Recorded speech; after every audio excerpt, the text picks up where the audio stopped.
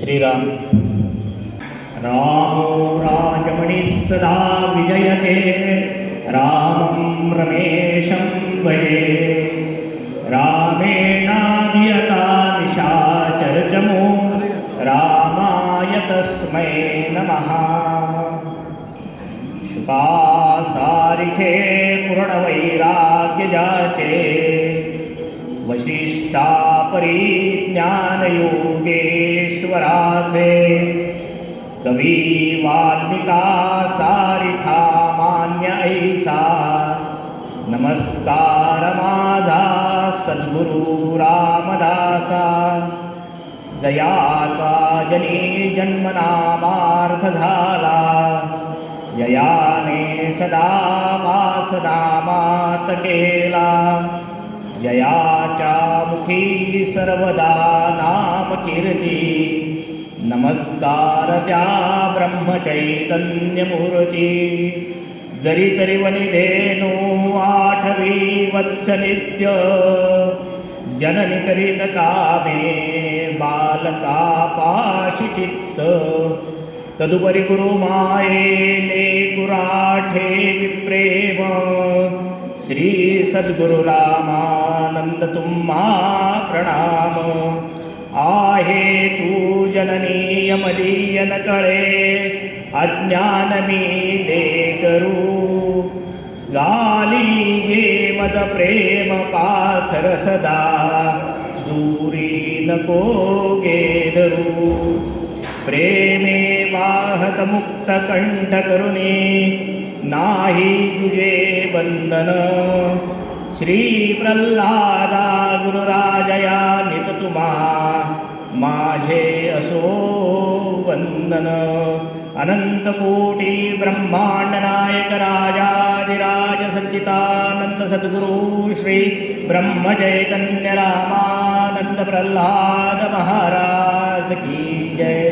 जय जय रघुवीर समर्थ, श्रीराम समर्थ. रामदास रामदास लागताची जिज्ञास, तुटताती भवपाश शांती होतसे मनास. लढीवाळ शिष्यगण सद्गुरु वात्सल्यपूर्ण, एक रूप दोघे जण हरपले द्वैतभान. अहं ब्रह्मासी हे वाक्य, गुरु शिष्यास करी ऐक्य. हेची सद्गुरु वचन अन्य नवे जाण. ठेवी वचनी विश्वास, होई संसारी उदास. चालवी नित्यनेमास, सोडी लौकिकाची आस. काव्यसिंधू अपरंपार, भरलासे अनिवार. बुडताती ते तयात, मौक्तिकांचे धनीभूत. त्यात बुडे तोची तरे, ऐसे हे विचित्र खरे. अनुभवा विण सत्य, मानू नका तुम्ही कृत्य. भावधरी गुरुपायी, मग काळ तरी काही. तुझी चिंता सर्व त्यास, विघ्ने जाती विलयास. आपुले सर्व हरावे, गुरूंचे सर्व रहावे. सिंधूत जेवी लवण, जातसे विरघळून. सद्गुरुनाथ महाराज की जय. श्रोता वक्ता श्रीराम. आज दासनवमीचा पुण्यपर्व काळ आहे. आजीपूर्व पुण्य काळ पुन्हा नाही अशी वेळ असं म्हटलं जाते. कारण हा जो पुण्यपूर्व काळ असतो, हा संतांच्या सगुण रूपातून निर्गुण रूपामध्ये जाण्याचा हा काळ असतो. सगुण रूपामध्ये संत स्थूलदेहामध्ये काही जणांनाच भेटू शकतात, पण जेव्हा ते निर्गुण रूपामध्ये जातात, चैतन्य रूपामध्ये जातात, तेव्हा ते सर्वांपाशी पोहोचत असतात. म्हणून हा सगुणातून निर्गुणाकडे जाणारा जो काळ असतो, हा पुण्यपर्व काळ असतो. आणि त्या पुण्यपूर्व काळाच्या क्षणी आपण त्यांचं स्मरण करणं, त्यांचा आशीर्वाद घेणं हे अतिशय पुण्यप्रद असते. म्हणून समर्थांचा हा पुण्यपूर्व काळ हा आमच्यासाठी त्यांचे कृपाशीर्वाद घेण्यासाठी हा पर्वकाळ हा अतिशय योग्य असा पर्वकाळ आहे. रामदासी परंपरेमधले आपल्या सद्गुरूंचा हा पूर्वपुण्य काळ आहे. म्हणून ब्रह्माचा आनंद देणारं चैतन्य स्वरूपात असणारे आमचे थोरले महाराज आज या चैतन्य रूपामध्ये या ठिकाणी निवासाला आहे. ब्रह्मचैतन्य महाराजांनी आम्हाला रामानंद महाराजांना रामनामाचा आनंद दिला. त्या आनंदाचा कंद असणारे रामानंद महाराज या ठिकाणी सगुण रूपात आणि निर्गुण रूपात दोन्ही या ठिकाणी वसलेले आहेत.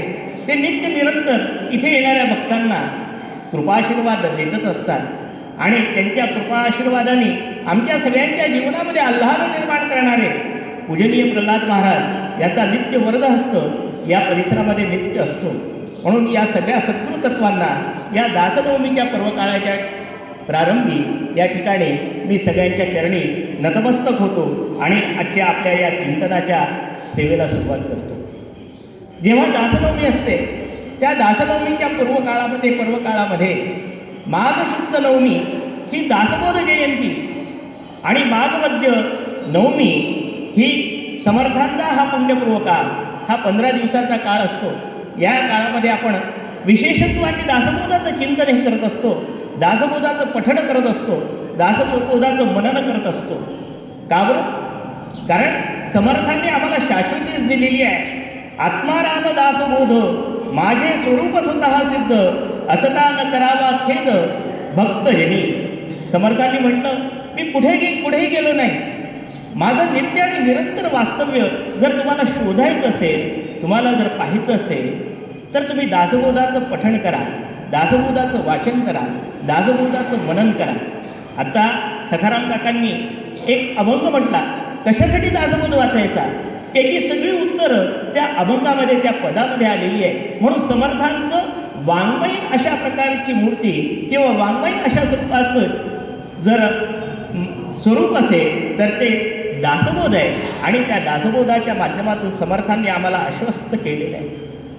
आम्ही समर्थांच्या जीवनाकडे पाहिलं तर सगुण रूप त्यांचं सुद्धा विलक्षण होतं आणि दासबोधाचं रूप जर पाहिलं म्हणजे त्यांची वाङ्मयीन मूर्ती पाहिली तर ती सुद्धा अशी विलक्षण आहे. तुकोबारायांनी म्हटलं आहे सगुण निर्गुण विलक्षण ब्रह्मसनातन विठ्ठल. हा ज्ञानेश्वर माऊलींनी आपल्या अभंगामध्ये सगुण आणि निर्गुण हे दोन्ही रूपं जी आहे ही विठ्ठलाची ही परब्रह्माची विलक्षण अशी रूपं आहेत. तसंच समर्थांचं हे जे रूप आहे हे सुद्धा तंतोतंत तसंच आहे. सद्गुरू तत्व वेगवेगळं जरी असलं तरी त्यांच्या अंतरीचा भाव हा एकच असतो. ज्ञानेश्वर माऊली जरी वेगळ्या म्हटल्या, विठ्ठलाचा अवतार जरी म्हटला तरी समर्थ हे रामाचाच अवतार आहे, शंकराचाच अवतार आहे. आम्ही म्हणतो की साक्षात शंकराचा अवतार मारुती कली माझी तेची झाली रामदासांची मूर्ती. म्हणजे कलियुगामध्ये समर्थ हे प्रत्यक्ष साक्षात अशा शंकराचा अवतार, मारुतीच्या नंतर आलेला हा अवतार आहे. म्हणजे प्रत्यक्ष भगवंताचा अवतार आहे. असं म्हटलं जाते धरुणी पाहतो वेश मानवाचा जगी जन्मले अंजनी बाळसाचा जया शोभले नाम रामदासी नमस्कार माझा तयांच्या पदाशी. म्हणजे प्रत्यक्ष भगवंताचा अवतार म्हणजे आमचे कलियुगातला अवतार म्हणजे समर्थ रामदास स्वामी आहे. आणि त्या समर्थ रामदास स्वामींनी आम्हाला जीवनामध्ये कसं जगावं, जीवनामध्ये आल्यानंतर आपल्या जीवनाचा उद्धार कसा करावा याचा आदर्श वस्तुपाठ करून दिलेला आहे. कारण आपण म्हणतो धर्मस्थापनेचे नर ते ईश्वराचे अवतार.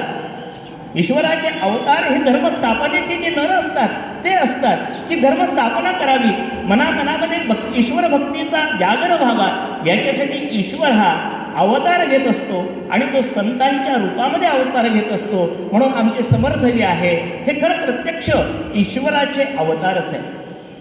आणि संत जे असतात आमच्या संतांच्या प्रकारामध्ये 2 प्रकार केले जातात. एक प्रकार असतो स्वयंसिद्ध संत आणि दुसरा प्रकार आहे साधनसिद्ध संत. स्वयंसिद्ध संत जे आहेत त्या स्वयंसिद्ध संतांच्या श्रेणीमध्ये ज्ञानेश्वर माऊली आहे. ज्ञानेश्वर माऊली यांचं अवतार कार्य सुरू झालं. त्या अवतार कार्यामध्ये त्यांनी ज्ञानेश्वरी लिहिली, हरिपाठ लिहिला, अमृतानुभव लिहिला आणि अल्पावधीचं आयुष्य जगले आणि त्यांनी संजीवन समाधी ही घेतली. हे झाले स्वयंसिद्ध संत.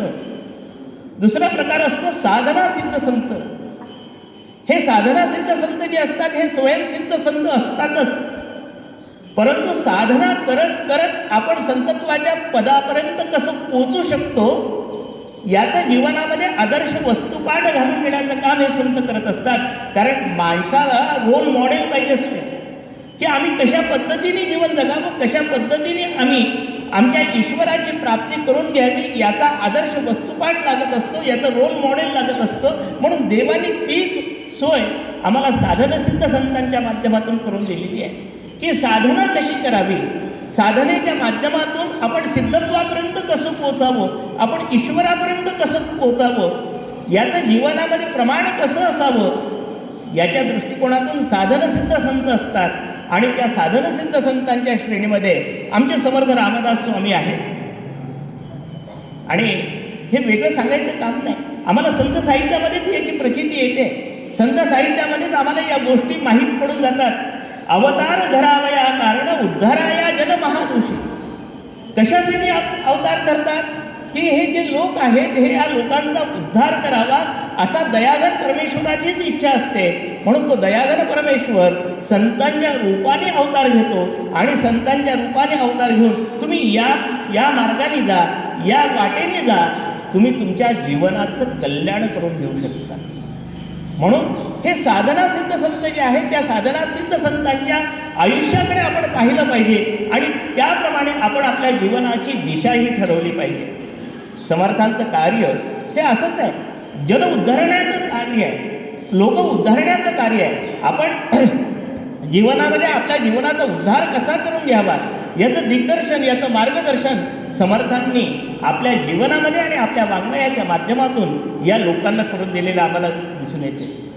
कारण या सगळ्या 84 कोटी योनीमध्ये नरजन्म जो आहे, हा नरजन्म जो आहे हा आम्हाला आमच्या जीवनाचा उद्धार करणारा जन्म आहे. ऐतरेय पुराणामध्ये एक उल्लेख आलेला आहे, जेव्हा या भगवंतानी ही सृष्टी निर्माण केली, ती सृष्टी निर्माण केल्यानंतर ज्या सूक्ष्म देवता ज्या होत्या, या सूक्ष्म देवता आपलं निवासस्थान शोधण्याचा प्रयत्न करत होत्या. आणि निवासस्थान शोधत असताना काही वेगवेगळ्या योनीमधल्या जे प्राणी होते त्यांच्यामध्ये त्यांनी आपलं निवासस्थान शोधण्याचा प्रयत्न केला, परंतु त्या ठिकाणी त्यांचं मन रमलं नाही. कारण मन का रमलं नाही तर या योनीमध्ये फक्त 3च गोष्टी होत्या, आहार, भय, निद्रा आणि मैथुन या गोष्टीच त्या ठिकाणी होत्या, बाकी दुसरं काही नव्हतं. म्हणून मनुष्याच्या योनीमध्ये, मनुष्याच्या शरीरामध्ये जेव्हा त्या गेल्या तेव्हा त्यांच्या असं लक्षात आलं की या योनीमध्ये मनुष्याला स्वप्रज्ञा आहे आणि त्या प्रज्ञेच्या माध्यमातून तो आपल्या जीवनाचा उद्धार करू शकतो. म्हणून ऐतरेय पुराणामध्ये ती कथा सांगितलेली आहे की नरदेह हा सर्वश्रेष्ठ असा देह आहे.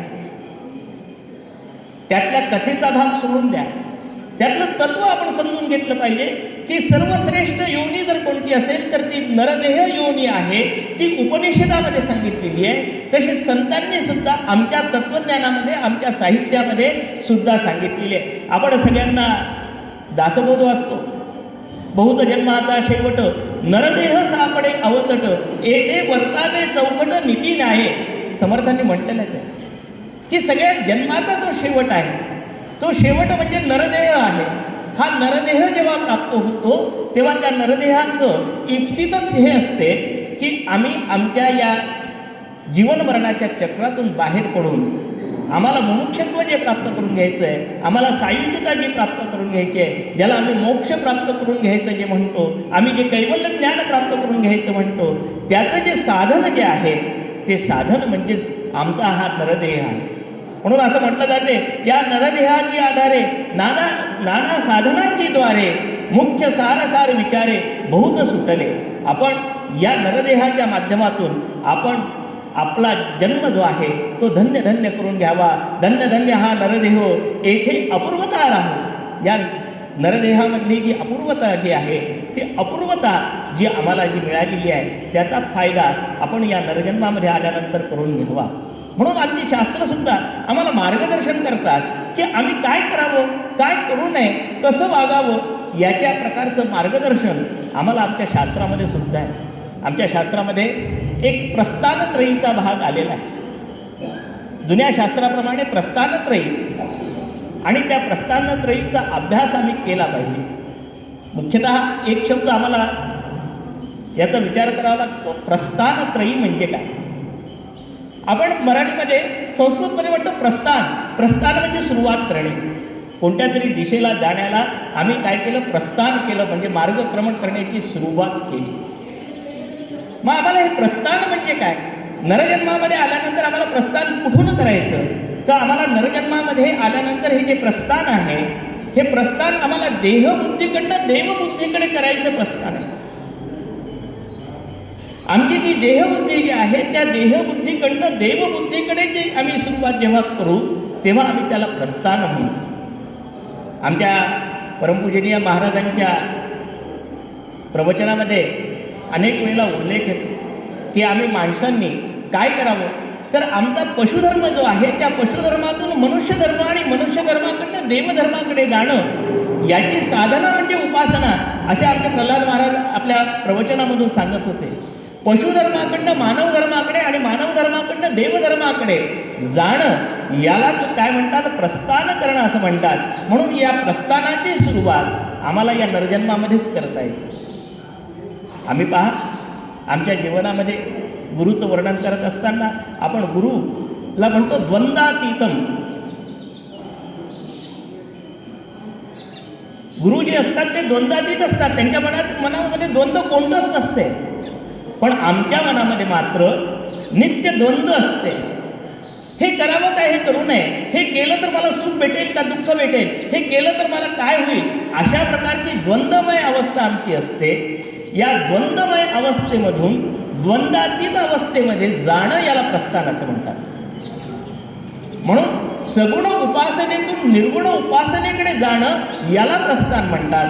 अपूर्णत्वाकडनं पूर्णत्वाकडे जाणं याला प्रस्थान म्हणतात. आणि मग या प्रस्थानामध्ये आमची जीवनाचं तत्त्वज्ञान कसं असावं याचा सारासार विचार आमच्या या साहित्यामध्ये वेदपुराणांमध्ये केलेला आहे. या प्रस्थानत्रयीमध्ये 3 गोष्टी आहेत.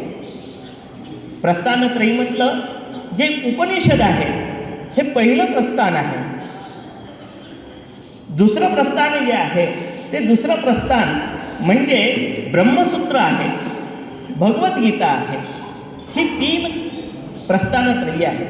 जुन्या काळामध्ये जुने वैदिक लोक जे होते त्यांचा प्रस्थानत्रयीचा अभ्यास झाला म्हणजे काय झाला, तर त्यांचा उपनिषदांचा अभ्यास झाला, त्यांचा भगवद्गीतेचा अभ्यास झाला आणि त्यांचा ब्रह्मसूत्राचा अभ्यास झाला असं म्हटलं जातं.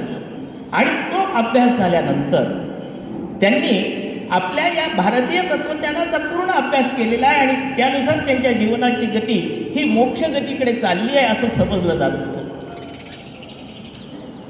ही जी प्रस्थानत्रयी आहे, या प्रस्थानत्रयीमध्ये उपनिषद जे आहे, या उपनिषदाला श्रुती प्रस्थान असं म्हणतात. याच्यात तत्वचिंतनाचा भाग आलेला आहे. जीव आहे, शिव आहे, जीवात्मा आहे, शिवात्मा आहे, जीवात्म्याकडनं शिवात्म्याकडे कसं जायचं, त्याची मार्ग काय असेल हे श्रवण करणं याला श्रुती प्रस्थान असं म्हणतात. त्याच्यानंतर भगवद्गीता जी आहे ते स्मृती प्रस्थान आहे. तर ब्रह्मसूत्र जे आहे हे न्याय प्रस्थान आहे. असं म्हटलं जाते की हे जे सगळं तत्त्वज्ञान आहे हे सामान्य माणसाच्या डोक्यावरून जाते. संस्कृत वाचता येत नाही, संस्कृतचे अर्थबोध होत नाही. म्हणून संतांनी हे आमच्यासाठी अतिशय सुलभ अशा पद्धतीचं करून ठेवलं. संतांनी हे सगळं वाङ्मय जे आहे हे प्राकृत रूपात आणून ठेवलं, आमच्या मराठी भाषेमध्ये आणून दिलं. आणि ही खऱ्या अर्थाने संतांनी आमच्यासाठी केलेली ही पाणपोई आहे. आपण उन्हाळ्यामध्ये पाहतो की उन्हाळ्यामध्ये सूर्य तापल्यानंतर मनुष्य देहाची लाहीलाही होते आणि त्याच्या जीवाला थोडीशी जर शांतता मिळायची असेल तर त्या पाणपोईवर जो पाणी पितो त्या पाणपोईवर मिळालेल्या पाण्यामुळे त्याच्या जीवनाची काहिली ही कमी होत असते. तसं आम्ही या भवजीवनामध्ये आमचा एक संतप्त होतो. आम्ही जीवनामध्ये या भवजीवनामध्ये आमच्या जीवनाची लाहीलाही होते. जर आम्ही संतांचं साहित्य वाचलं तर आमच्या जीवाला विश्रांती भेटते. म्हणून ही जी पाणपोई जी आहे संत साहित्याची, ही संत साहित्याची पाणपोई आमच्या संतांनी आमच्यासाठी केलेली आहे. की हे जे पाणी आहे अतिशय मधुर अशा प्रकारचं पाणी, थंड पाणी आमच्यासाठी उपलब्ध करून दिलेलं आहे. म्हणजे आम्हाला आमच्या भाषेत समजेल अशा प्रकारचं साहित्य या ठिकाणी निर्माण केलेलं आहे आणि त्याचा बोध घेऊन आम्ही आमच्या जीवनामध्ये जीवन जगू शकतो अशा प्रकारचं साहित्य संतांनी निर्माण केलेलं आहे.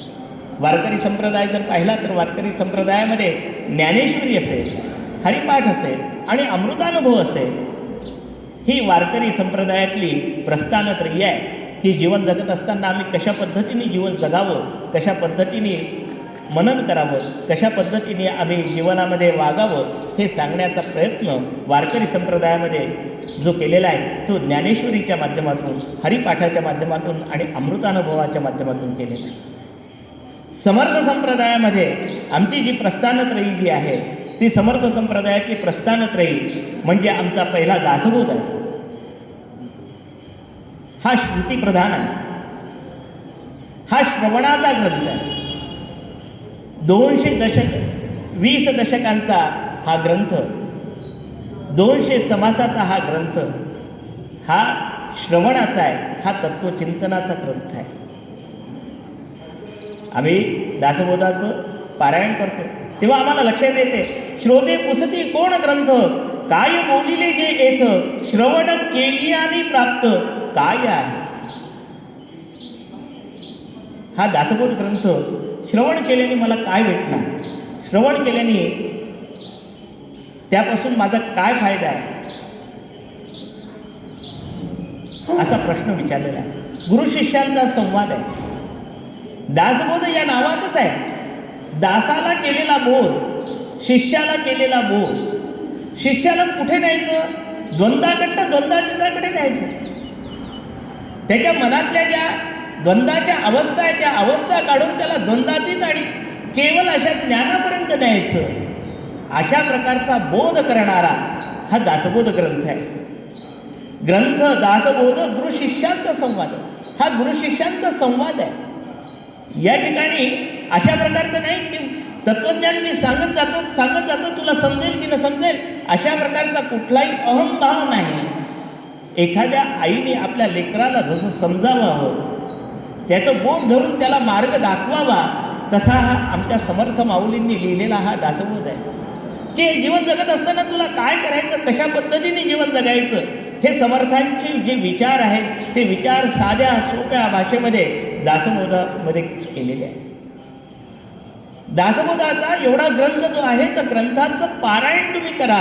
पारायण केल्यानंतरही तुम्हाला जर काही त्यातून पाहिजे तेवढं मिळालं नाही तर तुम्हाला जर सूत्रबद्धामध्ये पाहिजे असेल तर ते सूत्रबद्धामध्ये मांडण्याचं काम मनोबोधामध्ये केलेलं आहे, मनाच्या श्लोकामध्ये केलेलं आहे. आचार्य विनोबा भावे तर म्हणतात की हा मनोबोध म्हणजे मनाचा उपदेश करणारा मनोपनिषद आहे. उपनिषदाचं स्वरूप त्याला प्राप्त झालेलं आहे, मनाला केलेला बोध आहे. आणि या बोधाच्या माध्यमातून साध्या सोप्या भाषेमध्ये समर्थांनी आपलं जीवन कसं जगावं ते सांगितलेलं आहे. पहिलाच श्लोक आम्हाला सगळ्यांना तोंडपाठ असतो, आम्हाला माहीत असतो. गणाधीश जो ईश सर्वा गुणांचा, गमू पंथ आनंद या राघवाचा. आम्हाला कोणत्या मार्गाने जायचं आहे, गमू पंथ आनंद या राघवाचा.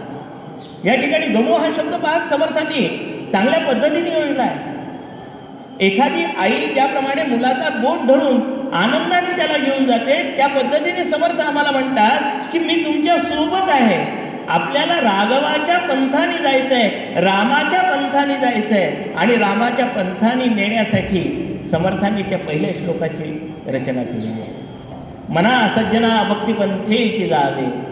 भक्तिपंथाने आम्हाला जायचं आहे, त्यासाठी मनाला सज्जन करायचं आहे. मनाला सज्जन करायचं म्हणजे काय करायचं तर आमच्या मनाला सत्शील विचारांची जोड द्यायची आहे. ती कठीण आहे. मन त्याला जर आवरलं तर सगळ्या गोष्टी होऊ शकतात. मन हे ज्ञानेंद्रिय सुद्धा आहे, मन हे कर्मेंद्रिय सुद्धा आहे.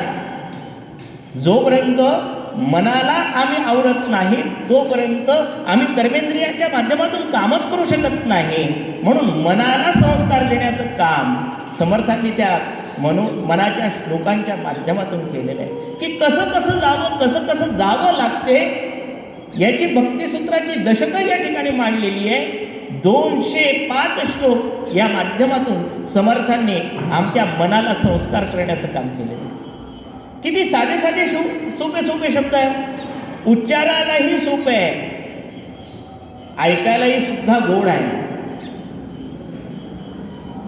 पण उपासना करत असताना किंवा त्याचं वाचन करत असताना ते नुसतं वाचन करायचं नाही, तर समर्थ म्हणतात त्याचा निधिध्यास करायचा, त्याचं मनन करायचं, त्याचं चिंतन करायचं. आणि त्याचं चिंतन आणि मनन केव्हाही आपण करू शकतो. उपासना करत असताना आपण मोठ्याने त्याचा गजर करू, मोठ्याने त्याचं श्रवण करू, परंतु त्याचं चिंतन आम्ही केव्हाही बसल्या बसल्या जरी केलं, एका श्लोकाचं जरी चिंतन आमच्या जीवनामध्ये आणलं, तर ते चिंतन जर आम्ही आणलं तर आमच्या चिंतनाच्या माध्यमातून आमच्या जीवनाचीच दिशाही बदलून जाते. साधा सोपा आहे. जनी निंदते सर्व सोडून द्यावे, जनी वंदते सर्व भावे करा. जनी निंदते सर्व सोडून दिल्याचे, जनामध्ये जे निंद आहे ते सगळं सोडून द्यायचं. याचा जर आम्ही विचार केला, तर याचा विचार केल्यानंतर त्या पद्धतीने जर आम्ही जीवन जगलो तर आमच्या जीवनातले अनेक प्रॉब्लेम सॉल्व्ह होतील. जरी निंद ते काय असू शकते, दुसऱ्याला पीडा होणारं जे आहे ते निंद नाही आहे. शास्त्र काय सांगते, पापाय परपीडनम, परोपकाराय पुण्याय पापाय परपीडनम. जगी वंद काय आणि जगी निंद काय, शास्त्राने 2 शब्दात सांगितले आहे. परोपकाराय पुण्याय पापाय परपीडनम. दुसऱ्यावर उपकार करण्याची जी वृत्ती आहे त्याला पुण्य म्हणायचं, दुसऱ्याला त्रास होईल अशा प्रकारचं वागणं याला परपीडनम असं म्हणतात. मग परोपकार म्हणजेच जगी वंद्यते, परपीडनम जगी निंदते. ते सगळं सोडून द्यायचं. ही वृत्ती जमेल का आम्हाला, हे करता येईल का, याचं जेव्हा आम्ही चिंतन करू, याचं जेव्हा आम्ही मनन करू, तेव्हा माझ्या शब्दाने जर कोणी दुखवल्या जात असेल तर तरी ते निंदा आहे. माझ्या बोलण्याने कोणाचं मन दुखवत असेल तरी ते निंदा आहे. माझं वागणं असं असलं पाहिजे की त्याला त्रास होणार नाही. याचा जर मी मनामध्ये चिंतन करत असेल, मी मनन करत असेल आणि मी केलेल्या गोष्टीचं जर परिशीलन करत असेल तर माझ्या जीवनाची दिशाच बदलून जाईल. मना श्रेष्ठ धारिष्ठ जीवी धरावे. किती धारिष्ठ धरावं की मनाला श्रेष्ठ अशा प्रकारचं धारिष्ठ मनामध्ये असलं पाहिजे. आमच्या गुरुमाऊलींनी ते धारिष्ठ धरलं होतं. आमच्या गुरुमाऊलींच्या चरित्रामध्ये आम्ही प्रसंग आठवतो की घरामधली त्या साथीमध्ये अनेक लोक गेली, पण आमच्या गुरुमाऊलींचं धारिष्ठ किती होतं, स्थिर अशी वृत्ती होती, द्वंद्वातीत अशी वृत्ती होती. त्यामुळे स्थिर अशा वृत्तीमुळे आमच्या गुरुमाऊलींनी या सगळ्या संकटांवर मात केली होती. तो आदर्श आम्हाला या ठिकाणी प्रस्तुत आमच्या गुरुमाऊलींनी केलेला आहे. म्हणून आमच्या गुरुमाऊलींचं जे जीवन आहे हे जीवन म्हणजे दासबोधच आहे. आमच्या गुरुमाऊलींचं जीवन म्हणजे आमच्या गुरुमाऊलींनी मनाचे श्लोक नुसते तोंडाने म्हटले नाही, तर ते मनाचे श्लोक जे आहे ते मनाचे श्लोक अंगीकारले होते, त्याचं मनन केलेलं होतं, त्याचं चिंतन केलेलं होतं आणि ते चिंतन करून त्या पद्धतीने जीवन जगलेलं होतं आणि आमच्या समोर ते रोल मॉडेल प्रस्तुत केलेलं होतं. आम्हाला तेवढं जमणार नाही, जमण्याची अपेक्षाही नाही, पण या निमित्ताने आम्ही तर विचार तर करू शकलो पाहिजे. आम्ही या निमित्ताने आमचं चिंतन वाढवलं पाहिजे की या पद्धतीने सुद्धा राहता येते, या पद्धतीने सुद्धा जीवन जगता येते. आणि जेव्हा आम्ही या पद्धतीने जीवन जगतो तेव्हा प्रस्थानत्रयीमधला 3रा भाग येतो, तो म्हणजे आत्मारामाचा. की जीव आणि शिव हे वेगळे नाहीत, जीव आणि शिव हे वेगळे नाहीत, ते एकच आहे. तो चित विचार, तो सद्विचार हा एकच आहे. ही जेव्हा अवस्था येते त्या अवस्थेमध्ये आमच्यातला आत्माराम जो आहे तो आत्माराम जेव्हा आम्ही ओळखतो तेव्हा आम्हाला सच्चित अशा प्रकारचा आनंद हा प्राप्त होत असतो.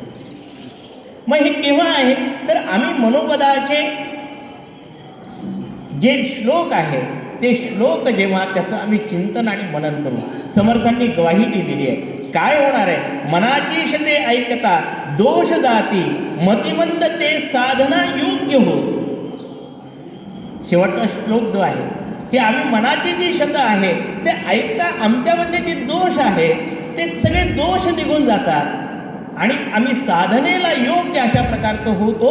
साधना करायला लागतो आणि जो साधना करायला लागतो तो साधनेच्या मार्गावरून पुढे जात असताना परमेश्वराच्या प्राप्तीचा सच्चित अशा प्रकारचा आनंद मिळवण्याचा मार्गाला जेव्हा लागतो तेव्हा त्याला खऱ्या अर्थाने ती फलनिष्पत्ती, ते फळ हे प्राप्त होतेच. काय प्राप्त होईल की जेव्हा या पद्धतीने आम्ही जीवन जगू तेव्हा आम्ही रामरूपच होऊ. कारण मनाच्या श्लोकामध्ये राघवे वस्ती कीजिये अशा प्रकारचे श्लोक आहे. ही राघवाची जी वस्ती आहे ही राघवाची वस्ती कुठे बाहेर नाही. ही राघवाची वस्ती आमच्या अंतःकरणामध्ये आहे.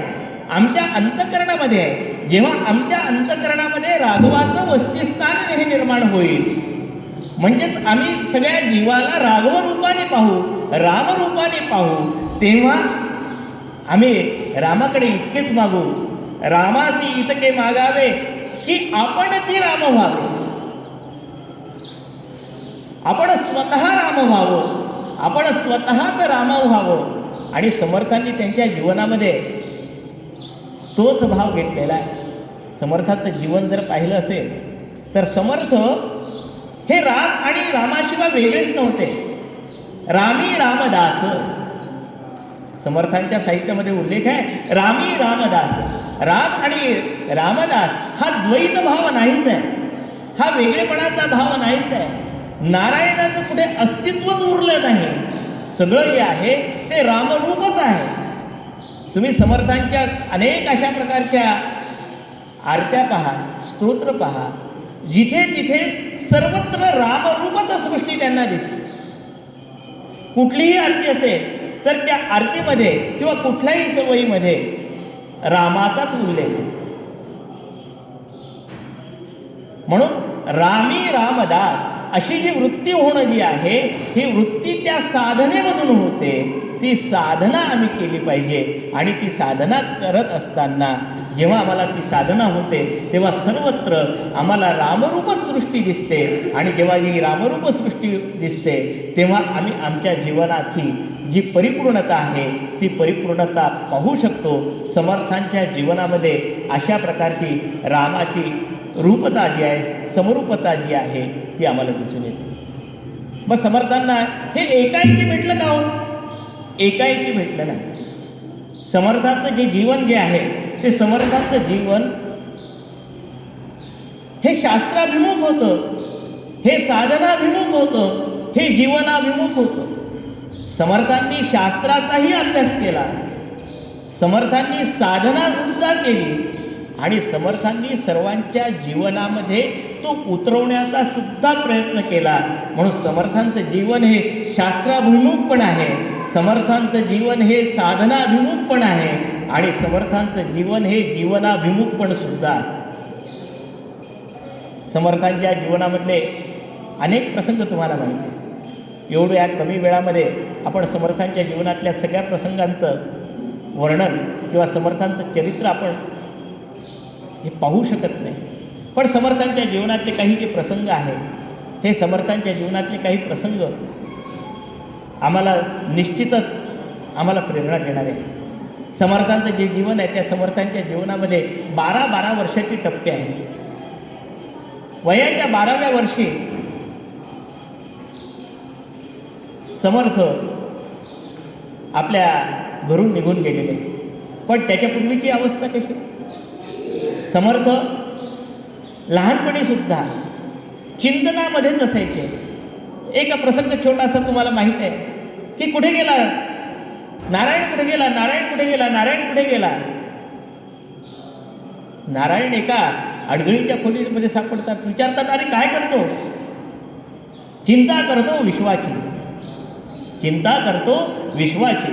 विश्वाची चिंता करणारा हा बाल नारायण त्यावेळेलाही सुद्धा मनन करत होता, त्यावेळेलाही चिंतन करत होता की माझं अवतार कार्य कशासाठी आहे. माझं अवतार कार्य या लोकांना उद्धरण्यासाठी आहे. म्हणून रामाविषयी, रामापर्यंत मला पोचावं लागणार आहे. मला साधना कशी करायची हे दाखवायचं आहे. मला विश्वाची चिंता आहे, मला विश्वाची चिंता आहे. मला या नरजन्मामध्ये आलेल्या लोकांची चिंता आहे. याचं प्रगटीकरण त्या बालवयामध्ये सुद्धा झालं. लग्नाचा प्रसंग माहीत आहे. नारायण निघाले. नाशिकच्या बाजूला टाकळी या ठिकाणी समर्थ पोहोचले. समर्थांची दिनचर्या सुद्धा तुम्हाला माहीत आहे. भल्या पहाटे उठावं, गायत्री पुरस्करण करावं, पाण्यामध्ये उभं राहून गायत्री पुरस्करण करावं, रामनामाचा जप करावा, माधुकरी मागून आणावी, ती खावी, दुपारच्या वेळेला राम मंदिरात जावं, त्या ठिकाणी शास्त्रचर्चा ऐकावी, शास्त्रचर्चा ऐकल्यानंतर त्याचं चिंतन करावं. समर्थांचा दिनक्रमसुद्धा पहा. साधना कशी करावी याचा आदर्श वस्तुपाठ समर्थांनी 12 वर्ष घालून दिला. टाकियाचे घाव सहावे मस्तकी, त्याविण देवपण येत नाही. कठोर परिश्रम कसे करावे हे 12 वर्ष सामान्य जनांना दाखवून दिलं. समर्थ आम्ही शंकराचा अवतार आहे असं म्हणतो, कलियुगातला अवतार आहे असं म्हणतो. त्यांना काही शक्य नाही असं होतं का? पण नाही. जे साधना सिद्ध संत असतात ते साधनेतून दाखवून देतात कशा प्रकारे वर्तन केलं पाहिजे, कशा प्रकारे साधना केली पाहिजे. 13 कोटी नाम जपाचा श्रीराम जयराम जय जयराम जप ती साधना त्यांनी केली. आधी केले मग सांगितले की तुम्ही ही साधना केल्यावरच प्रभू रामचंद्र तुम्हाला भेटू शकते.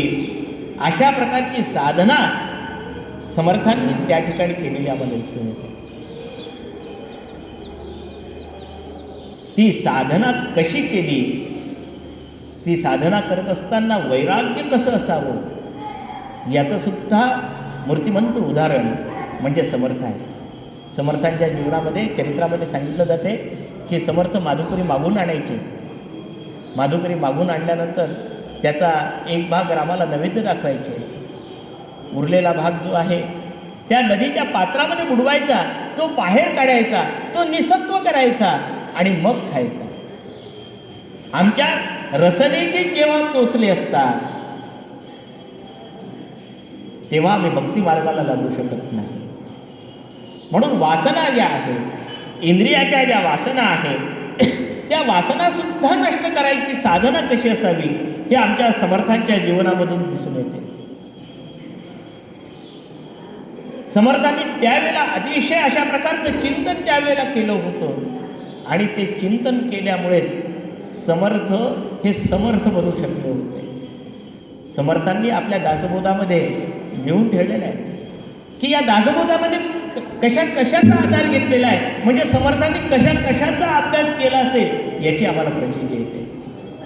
नाना ग्रंथांची संमती, उपनिषदे वेदांत श्रुती, मुख्य आत्मप्रचिती शास्त्रे सहित.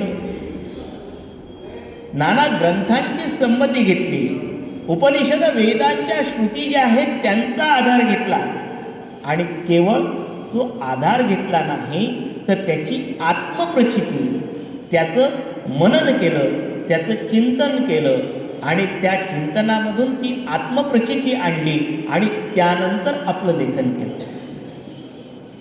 केवळ नुसतं पानं पलटत जाणं, वाचत जाणं हा भाग नाही.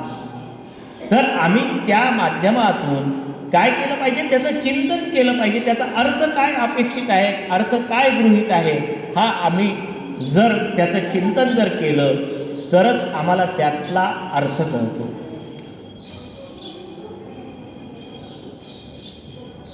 तो अर्थ कळण्यासाठी आम्हाला त्यांचं चिंतन हे महत्त्वाचं आहे. त्या दासबोधामध्ये आपण पहिल्याच समासामध्ये पाहतो किती घेतलेलं आहे. शिवगीता आहे, रामगीता आहे, गुरुगीता आहे, गर्भगीता आहे, उत्तरगीता आहे, अवधूत गीता आहे, वेद आहे, वेदांत आहे, भगवद्गीता आहे, ब्रह्मगीता आहे, हंसगीता आहे, पांडव गीता आहे, गणेश गीता आहे, यमगीता आहे, उपनिषद आहे, भागवत आहे. याचा उल्लेख समर्थांनी आपल्या पहिल्याच समासामध्ये केलेला आहे. म्हणजे केवढ्या प्रकारच्या ग्रंथांचं वाचन समर्थांनी केलं त्या 12 वर्षामध्ये आणि ते वाचन करून त्याची आत्मप्रचिती मिळवली. या प्रकारचा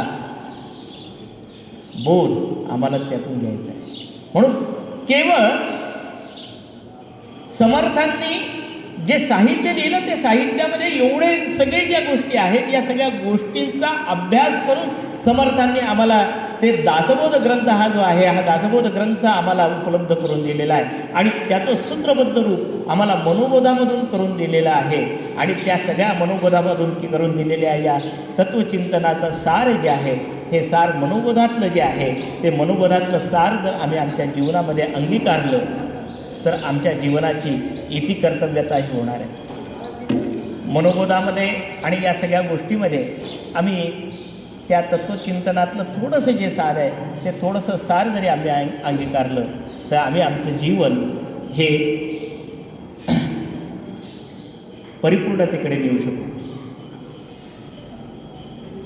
या निमित्ताने एकच जर आम्ही गोष्ट लक्षात घेतली मनाच्या श्लोकामधली आणि त्याचं चिंतन जर आम्ही आमच्या मनामध्ये जर केलं तर आम्हाला पुढच्या वर्षीपर्यंत तो तत्त्वज्ञानाचा भाग किंवा तो चिंतनाचा भाग उपयोगी पडू शकतो. जनी धन्य तो राम सुखे निवाला. 104 नंबरचा मनाचा श्लोक आहे, त्याची सुरुवातच आहे जनी धन्य तो राम सुखे निवाला. शबरी मातेचं चरित्र आम्हाला माहीत आहे की शबरी मातेने किती प्रतीक्षा केली होती. शबरी मातेने जी प्रतीक्षा केली त्या प्रतीक्षा कशासाठी होती तर रामाच्या भेटीसाठी होती. एक भिल्ली जी बोरं वेचायची त्या मातेने रामाची प्रतीक्षा केली आणि रामाला बोरं दिल्यानंतर त्या सुखाने ती निवाली.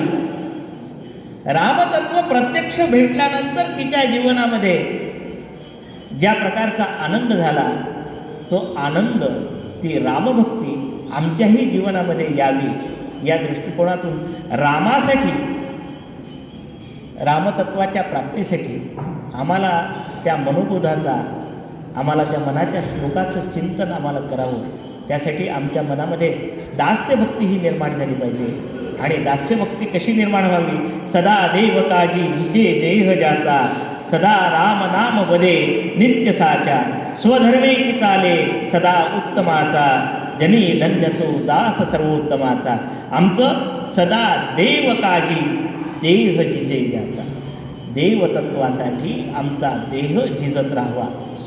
देवतत्व आमच्या जीवनामध्ये यावं आणि त्या देवतत्वाचंच चिंतन आमच्यामध्ये यावं. आणि ते देवतत्वाचं चिंतन याच्यासाठी आम्हाला रामनामाचंच चिंतन हे आवश्यक आहे. आणि ते रामनामाचं चिंतन आम्ही सातत्याने करावं. आणि रामनामाचं चिंतन कसं करावं याचा आदर्श आम्हाला आमच्या गुरुमाऊलींनी दिलेला आहे.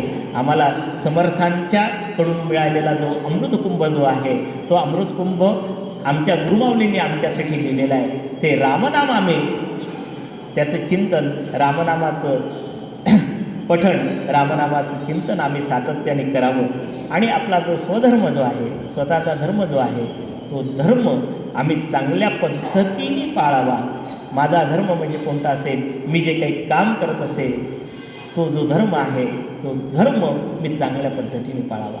आचारात प्रभो धर्म धर्मस्य प्रभुरुचिता असं म्हटलं जाते. आचरणामध्ये हा धर्म उतरत असतो आणि धर्माप्रमाणे आचरण करणं हेच परमेश्वर प्राप्तीचं रहस्य आहे. म्हणून मी धर्माचं पालन करत असताना आचरण करत असताना ते धर्माला अनुकूल आहे या पद्धतीने माझं जर आचरण असेल मग तो धर्म कोणता तर आमच्या मध्ये धर्माची व्याख्या केली जाते. पितृधर्म असेल, मातृधर्म असेल, पुत्रधर्म असेल. तो पितृधर्म म्हणजे पितृकर्तव्य आमचं जे आहे, मातृकर्तव्य जे आमचं आहे किंवा आमचं पुत्रकर्तव्य जे आहे, त्या अर्थाने तो धर्म आहे. त्या धर्माचं आचरण म्हणजे ते कर्म आम्ही देवतत्व आमच्याजवळ ठेवून, रामतत्व आमच्याजवळ ठेवून जर आम्ही ते कर्तव्य आमच्या चांगल्या पद्धतीने जर पार पाडलं तर आम्ही परमेश्वराची प्राप्ती करू शकतो.